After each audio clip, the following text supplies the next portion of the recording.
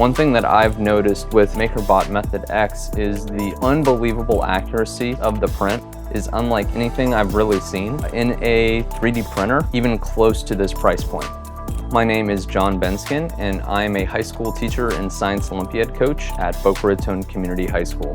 A small project that we have recently been working on is just building a small wheeled vehicle. And this was just a product of the fact that they came together, designed something on the board, sat down, designed it in the computer, and then were printing it relatively quickly.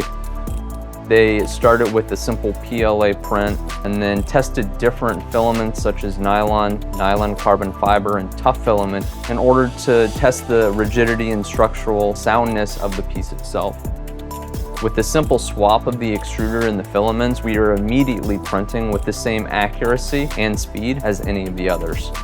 What we find is that carbon fiber is lightweight, but yet its structural rigidity is really incredible. I don't think we've ever been able to print pieces that are this light yet this strong in our program's history. We are excited to see what's next for the Method X. With the continual release of new filaments, we know that we're going to be printing new and unique designs for years to come.